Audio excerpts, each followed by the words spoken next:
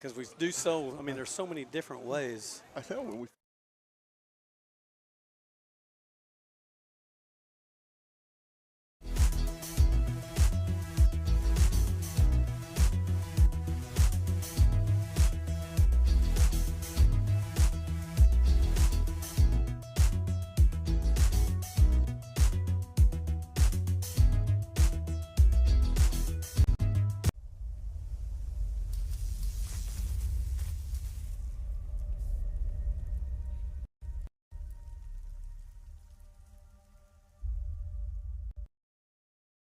behind us here. Yeah. Let's see, who's that? Stormtroopers. Yeah. Oh, Good evening, everyone, and welcome to our first installment of the Rejoice Christian Eagles Coaches Show for the 2022 season.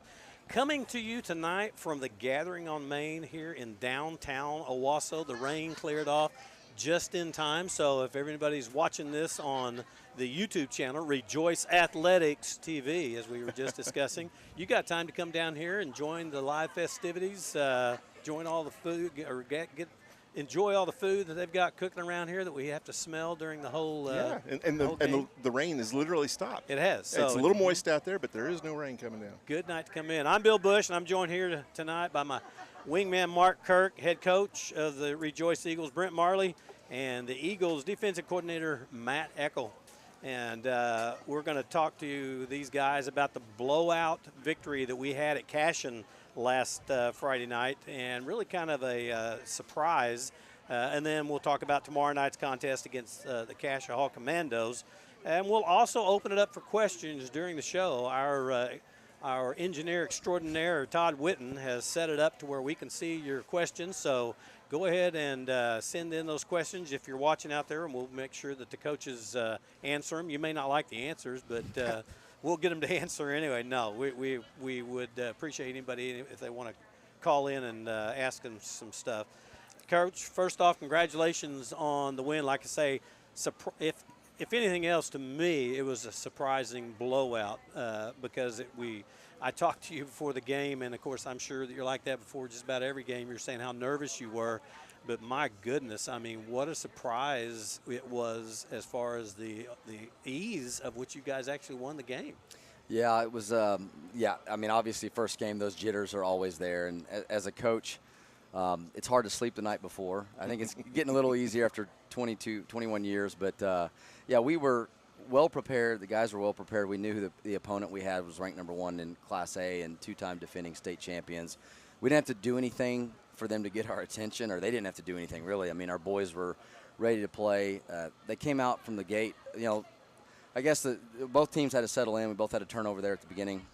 But after we both turned the ball over, we kind of settled in and really got after it. Offensively, I was very pleased with our tempo that we've been working on. I thought we moved the ball really quickly up and down the field. And then defensively, just getting in there and getting the stops when we needed to, and played very stingy defense in that first half. Well, and talking about, we're probably going to be known as the streak breakers to Cashion because we broke the streak last year of, like, I don't think they had lost a home game in 4 years. Like, none of the seniors knew what it was like to lose at home before Rejoice showed up last year. Stopped, I think, a 16-game winning streak that they actually had. This year we stopped. You know, they hadn't lost to last year until, I mean, we Since beat Rejoice. them. Right. So we stopped the next streak. You know, it was they hadn't lost till Rejoice again. So they're probably going to be tired of seeing Rejoice. But you really had some great performances by several players. Chance Wilson, Solo Morton, Jay Miller, Bryce Rivard, Cale Marley. Looking at some of the numbers, Chance was 15 for 22 for 382 yards and 5 touchdowns, rushed 9 times for 83 yards and a touchdown. And Solo Morton with a huge night, catching 6 passes, 225 yards, 3 touchdowns. But the thing, do you guys keep track, or did you go back and keep track of the yards after the catch? I mean, because even though you look at those numbers and think, wow, you know, Chance just threw it up there and he got it and went, most of those were after he caught the ball. Yeah, it's going to be, hopefully that's a telltale sign that's going to be a big play year. If you go back even the previous week when we scrimmaged Sperry at Pawhuska, we had, I think, 4 kids touch the ball one time and score a touchdown. They were long touchdowns, most of them. And so, it might be a little bit of a problem spreading the ball around this year. And Solo just had a great night. He is very capable of that. That was not a surprise for us. And then, of course, Chance does his thing and really just that sounds like a Chance normal game right there. It is. And he wasn't even our player of the game. No, Solo. No. Chance is – I've told several people, it feels like with Chance, it's like he was a senior last year, and we get to have him back for one more like year. the fifth year It seems senior. like we're cheating or something, but yeah. Like they do in college. Well, as impressive as the offense was, Coach Eckel, you just had to be totally pleased with the way your defense came out and just, shut them down. The first team only getting scored on once. Right. We were very pleased. They came out, and they've got great coaches there in Cashion. They came out in a new formation that they hadn't showed. We hadn't seen it, so they popped us early with the long run, and we adjusted quick, and Jay made a great interception down there when we got them to 3rd and long. And, when we can get people to 3rd and long, all the playmakers we have back there were really dangerous. And so and that got us rolling. And then from then on, we gave up one play there on a double move, but we were being aggressive, and I'm never going to tell the kids not to play aggressive and get up and be physical. And so and the rest of the night, and really all our units, a lot of our JV kids were in. We had a goal line stand and had a strip and recovery later on with some JV guys. So really proud of all of the kids. I think it was, a 1st and goal from like the 4 or the 3 or something like that? Yeah, and they got to the 1 yard line, and we held them out. Right, and then they tried to pass the ball in. Like I say, the defense just played lights out. Probably one of the better defensive performances, that we've had. Because a lot of games last year we won, but we won because we could score a whole lot more than they could. Outscore. Right, yeah. It's always nice to have your defense step up to where your offense doesn't have to go out and score a half 100 to be able to win the ball game. And so it'll be nice this year. Tomorrow night when we'll talk about that, that may come into play tomorrow night where that defense has to step up. Looking at some of the other offensive numbers, you had you were talking about different guys touching the ball. You had Jay Miller with 3 receptions, 55 yards, including a 35-yard TD pass. Cooper Oshwitz got in on it with a 45-yard TD reception that was just beautiful, running down the sideline. Just a great play. Drevin Reed, 1 catch for 28 yards, again, getting out there in the open and getting down the sideline. And he had 4 carries for 23 yards, including a 3-yard TD run. We finished the night with 382 yards passing, 113 yards on the ground, 495. Couldn't you got 5 more yards? You had 494 5 yards of total offense. I was sure hoping I was adding that up wrong. It would be over 500. 5 different guys found the end zone. But in case you weren't paying a lot of attention, that was all in the first half. Yeah. That was 1 half of play against the defending Class A state champion. Yeah. So at halftime, what do you tell the guys? Because you know that the game's pretty much in hand. It's not going to all of a sudden just fall apart and they're going to come back and score 50 points to win the ball game. Yeah, you want to get shape work first off. You want to come out hot. You want to be able to override maybe a letdown because you had such a great first half. And so there's always things you need to work on. But early in the year, really, you want stamina, and that only a game-simulated, circumstance can build that up where your guys are getting to play and having to play 4 quarters. But then when you look at the score, too, they came up to me when we came back out on the field. The referee did and asked me if it was okay if we ran the clock, which I thought was pretty amazing, being there and getting asked to run the clock in the second half. And they did. I think they primarily ran it when we had the ball, and then when they had the ball, they stopped it again. I noticed that. But we did have a shorter second half, and we did have quite a few kids start cramping the second half. And then you start thinking, okay, this game is over. I felt like we got a little mentally checked out because of the big lead. I don't like that. I think that's something we need to improve on down the road. But overall, you also think about health and getting out of there healthy and all of that. So you try to weigh all of those things, and I didn't think we played necessarily great in the second half, but we made a lot of substitutions, got a lot of kids' experience, and looking back, it was just an overall great team win. So, and you talk about those substitutions. You had a write-up in the Tulsa World talking about your O-line this year, actually your linemen. So on offense, we'll start with the defense.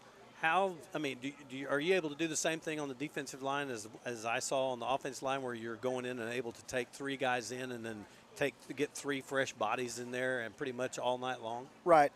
Especially up front, we feel like we've got 6 guys that can play, and we run a 3-man front. So being able to rotate those guys in, and Coach Buttram, he sends it down. He lets me know when he wants guys to go in, and we try to get it in efficiently. We had one little mess up, but that's all right. We'll get that fixed. But, yeah, we feel like we can play a lot of guys there. I think at the corner position we're pretty deep. We've got some backups there we feel like can go in and compete. We've got a young outside linebacker making plays. We're trying to build depth, and that takes a little time, but we've got some guys early in the year we feel like we can put in and play in some important downs, and that's really big for us. I think you'll see you'll reap the rewards of that later on in the season. Right. Be able to keep these guys fresh, keep those legs fresh. It's a long season. There's a lot yet to go. That's right. So on the same thing on the offensive line, I'm guessing you've got guys that are coming in and wholesale out the same way. So does Buttram call in defense and offensive line as far as trading those guys out? Coach Barnett does the O-line. Coach Buttram does the D-line. The D-line's nice. We have a whole, like a line change. I mean, we'll bring 3 new in. Offensively, we don't have that luxury, but we've got 2 or 3 guys that really play a lot outside the first 5. And so changing them on defense, though, helps us offensively big time up front because the same guys are playing on both sides of the ball. Right, exactly. So, and as far as the new guys and having to take the new positions, is everybody, you feel like you're pretty comfortable with everybody learning their new spots on the line this year? Yeah, I do. I mean, we've got some kids step up.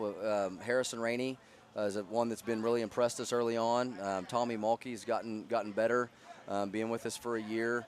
Of course, Nate Price, I think he's set to have a great year at tackle.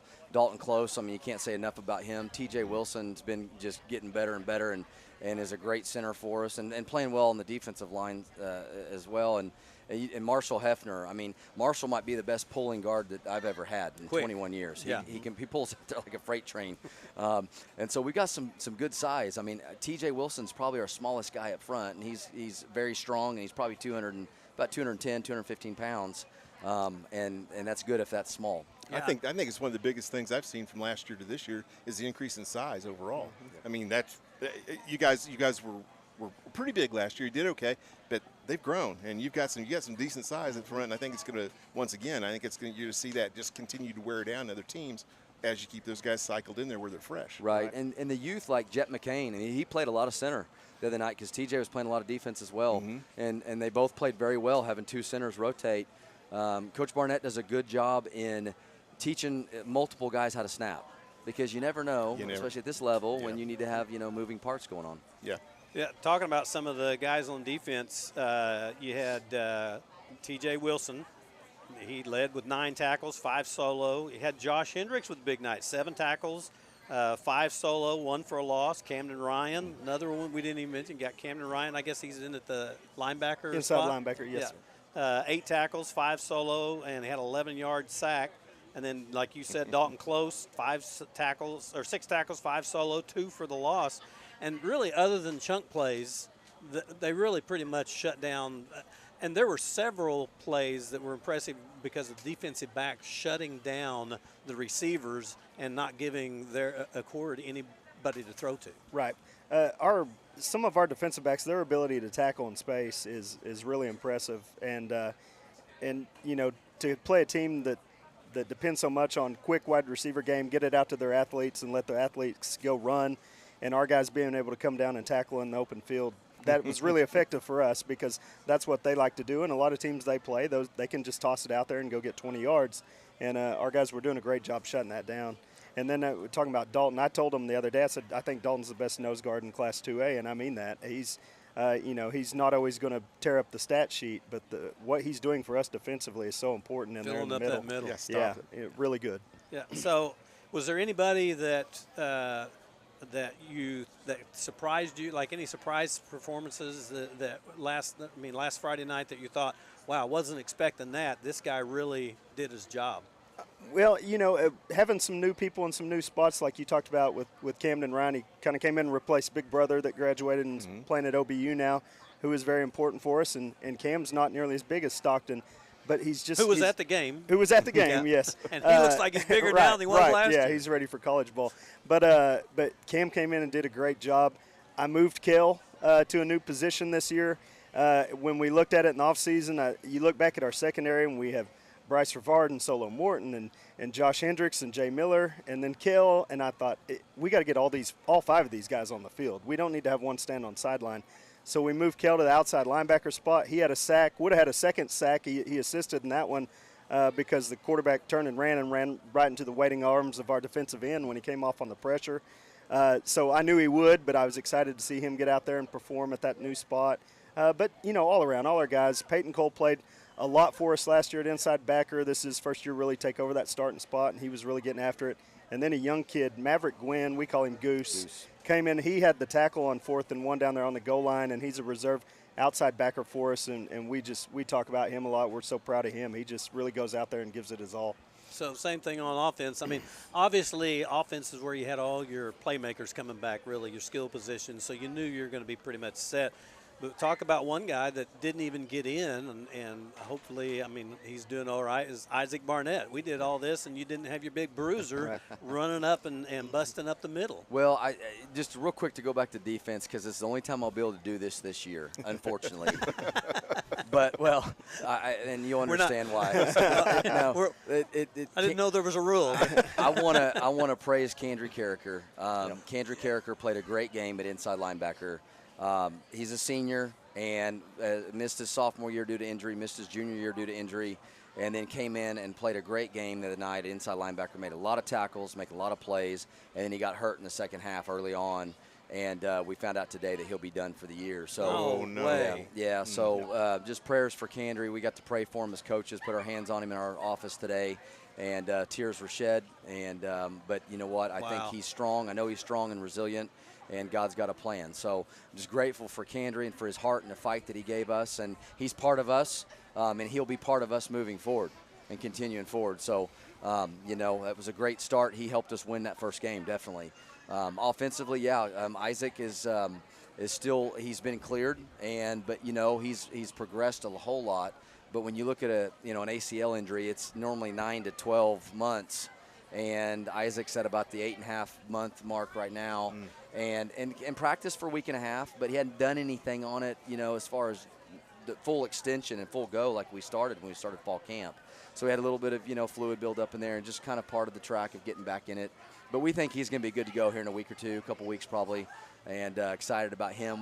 With something like that, you don't want to rush it. Him being a sophomore and how important down the stretch he's going to be, let's make sure he's good to go, and we'll get him going. Yeah, because these non-district games, you want to win them, but they don't count like the district games. They don't put you in the postseason, exactly. Right. They don't put you in the position you need to. Anybody, I mean, Drevin Reed had a good game. I mean, you had guys, and even I found out, Mark, that Maverick doesn't just kick. He actually gets in and can make tackles. Yeah, he can play some safety. Yeah. He had the right size. Right. Yeah, we knew that last year. So. Yeah, well, and he was booming the ball. When he's kicking the ball in the end zone like that every time, I don't feel warm and fuzzy when he goes in there to play safety. I'd kind of rather him just stand over there by me and have his tea ready. But I was telling the guys Friday night, and I appreciate Tim Schnackenberg and Mark Mack and filling in for Mark Kirk. I told them that it takes two of them to fill in for one. You talk about size, right?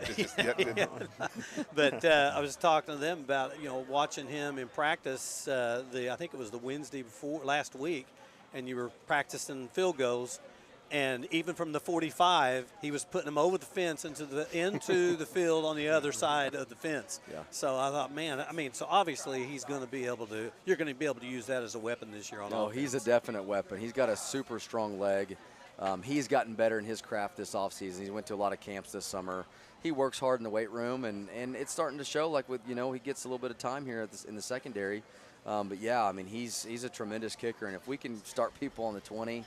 That really helps out Coach Eckel. Well, that's a defensive weapon. Oh, it's huge. It's huge. You don't have to worry about coverage, broken coverage. Right. Somebody just missing a block or getting blocked, and a guy breaking a long one.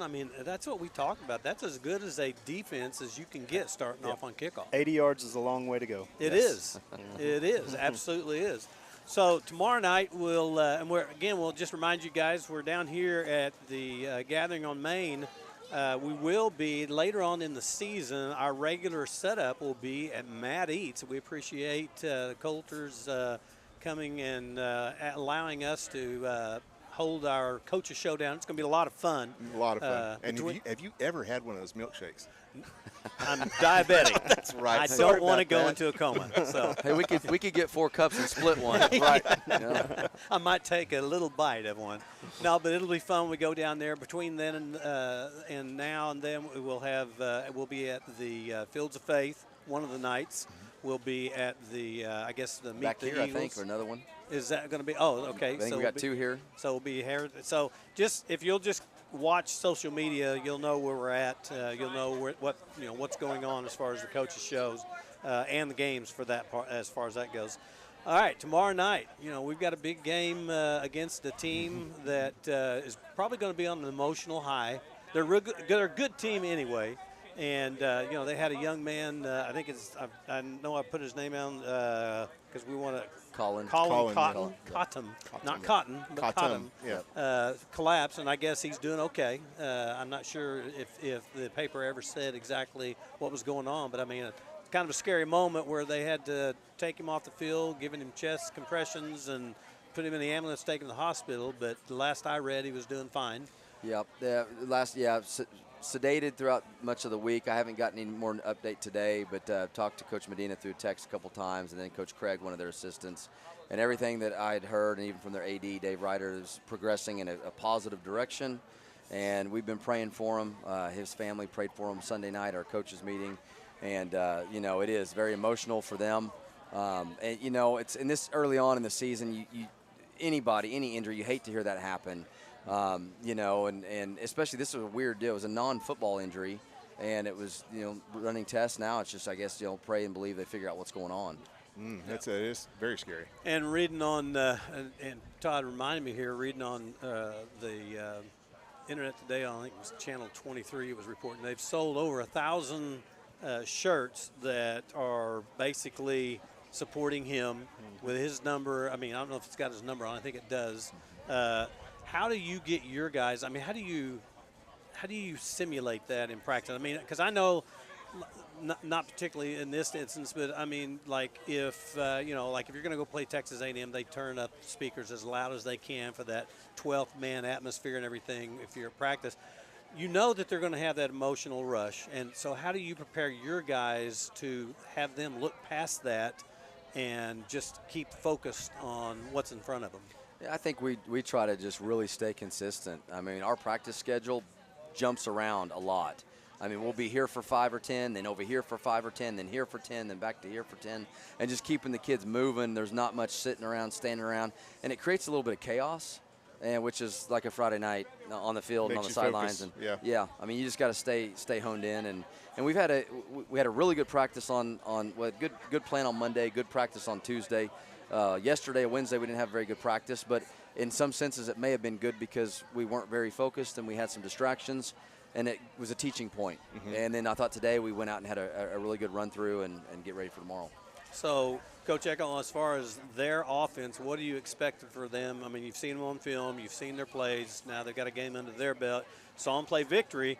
Tough. I mean, it looked like it was going to be a blowout, and all of a sudden Victory, they relaxed, kind of like what you were saying. Of course, we had a lot bigger lead, and I think we were a lot better team than Cashion, but able to go in and Victory able to come back and make that a close game. What are they going to throw at you offensively? Well, I think first and foremost, they want to be physical and run the ball. They've got some really good running backs, 3-year starters. I think their offense, we looked on the roster, 8 seniors, and the rest are juniors. So a lot of guys that have had a lot of playing time.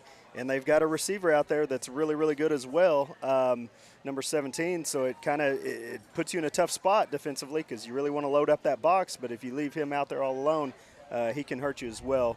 They've got a very good football team, and they've got, we've really pinpointed 4 guys that we really need to pay attention to. A lot of times, like last week, we can kind of narrow it down to 1 or 2 guys per formation. This week's a little different. They've got 4 guys they can put the ball in their hands and they can go do something with it. So they got a tough matchup. They got to stay balanced. If they're balanced, you guys have to stay balanced as well, right? So right. And I think first and foremost, we got to be physical in the box though, and stop the run, and then go compete when they do throw it out there to their good receiver. So are they? If I looked at their stats right, they're more of a running team. Definitely more of a running team. Their passing game's very efficient. I think last week they were 10 of 12. So they don't pass very much, but when they do, they make it count. So. And as far as their running game, is it pretty much a power type run, or is it going to be going around the ends? No, they want to run more in between the tackles, but their backs have great vision, and they've shown they'll bounce it and get to the outside. And they've got a tailback that's very, very shifty and fast, and a big, strong fullback, 210-pound kid. And then the quarterback's got an offer to play safety at Oklahoma State, so that tells you what kind of athlete he is. Wow. Very good football team. Yeah. And they're ranked 7th in 3A. Mm-hmm. So, I mean, anytime you move, it's already tough going up the next class because usually they've got more players, so they've got more to pick from. And then being ranked 7th, obviously, like you said, they're a really good football team because Victory is a good football team. And then for them to go out and really, if they wouldn't have relaxed, like you said, they probably would have blown them out, just like what we did Cashion. Offensively, what do you expect to come up with them as far as what on their defensive side, what are they going to throw at you? Well, I think they're going to bring some pressure. They like to crowd the box. I mean, they're a 3-4 team, and Coach Medina, offensively and defensively, one reason why they're so good is they're so consistent. They don't make mistakes. They're going to take care of the football. They're going to be simple and sound. They know what they want to do, and that's why they're able to jump a class and still be ranked in the top 10. A lot of people forget this, but everybody, thinks of last year of Victory, had a great year. Yeah, they did, and Beggs and all that. Well, Cassia Hall beat Victory twice last year, and Victory beat Beggs and Metro. And so Cassia was playing the week when we were playing Washington in the quarterfinals. Cassia was playing. And Coach Medina does an excellent job there. They've won multiple state championships, and they find a way. And so we're going to have to, be ready to tempo it and move the ball around and make them defend the entire width of the field, and hopefully get them running laterally and deep and whatever. I mean, we've just got to get the ball in different people's hands, do what we do. Offensively, you do what you do. We don't really look at the film and change what we're doing based on their defense. We look at the film and we take what we like that we do and kind of make that sample size maybe what we're going to go with first and see if that's successful, and then pull some more stuff out of the bank if it's not being successful. So yeah, we've got our hands full, but it's going to be a fun challenge. So I noticed at Cashion you guys went really, really fast. Is that still the game plan? Not just. I mean, that wasn't just a trial balloon. I'm guessing that's actually what you're going to hopefully be able to do, especially the first part of the game. Yeah, I mean, we like to go that way. We also have worked this week though on just slowing it down and checking and some checks and just kind of getting in a good play call and just maybe being slower. And so anyway, we want to be able to do both, and that's kind of where we're at. So we'll see how that goes. And that makes it interesting for the defense on the other side. If you got a team that you're expecting to go fast, then they come out and they go slow, and you're antsy on the ball, and then they come back out and they go fast series, again. yeah. So So another thing that was great, and Mark and I have talked about this year in and year out, the fans traveled just unbelievably well last week at Cashion. If you look up when you walk across that field and you see the bleachers entirely full, and then you see lawn chairs going down the length of the berm that was over there, which was our press box berm. But I mean, I would say that we had close to as many as the home fans did. I know we did by the second half because the home fans went ahead and went and got something to eat because it was pretty much a done deal. How important is it for the players to hear those guys cheering behind them, and how important is it going to be to have a big gathering over tomorrow night at Cassia Hall? It's huge. Our Rejoice fan base is awesome, and not only for that game, but for the kids year in and year out. I really, when you talk about retention in private school, there's a lot of options, and for us having a great school academically, a good athletic program and football team, and then having a fan base that comes out and supports and cheers the kids on. I mean, it really makes a 2A atmosphere seem more like these kids are playing in 4A or 5A. And our crowd travels like that, and we're very grateful for them. Well, like I told Mark, anytime you go 2 hours to get to a ball game, sit for 2 hours more at the ball game, and then 2 hours back home, you're going to get home at 1 o'clock in the morning. They didn't care. They showed up. Now, tomorrow night, we're over at 24th and Yorktown, so it's going to be important for us to have just a ton of fans out there. I mean, if you can't make it, Mark and I will be more than happy to bring it to you, as we're going to be on the air tomorrow night to bring you the ball game. But really, it's going to be a great atmosphere. It'll probably be one of the more raucous atmospheres that we're going to be involved in this year until we get to playoffs, because, you're going to have a lot of people from Cassia. They're going to be fired up because of the young man, Mr. Cottom. And the atmosphere down there is just, it's kind of a level up just anyway. It always has been. I'm sure most of you folks have seen that field before. If you go down Utica, it's right behind Utica Square. It's just right there, so easy to get to. So, try to get out there tomorrow night, catch the game.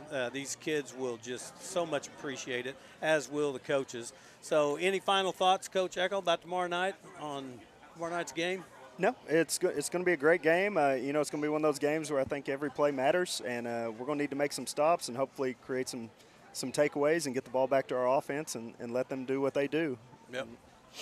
Coach Marley, last words? Be better at blocking and tackling. You're right. And just win. All you got to do is win by one. Win by one. Win by one. Well, we thank you for joining us tonight for the Rejoice Christian Eagles Coaches Show on this Rejoice Athletics TV YouTube channel. Tomorrow night we will bring you live the game. The game starts at 7. We'll start the pregame about 7:20. It'll be a repeat of this show, and then Mark and I 6:20. 6:20, not 7:20. 6:20. The game will be going Mark. on it by 7:20. Thank you, Mark. So 6:20 tomorrow night. Tune in, and you can see the repeat of this show. And in about 10 minutes till the game, Mark and I will begin the actual pregame to the game. And hopefully we're going to go over and just have the kind of game we did at Cashion. So, and then, like I say, from now on, join us down here or at Matt Eats for the upcoming Coaches Show. We'll make sure that on social media we keep you up to date on that. For my wingman, Mark Kirk, and for Coach Eckel and Coach Marley, I'm Bill Bush, and you've been watching the Rejoice Christian Eagles Coaches Show on Rejoice Athletics TV. Good night, and God bless, and go Eagles.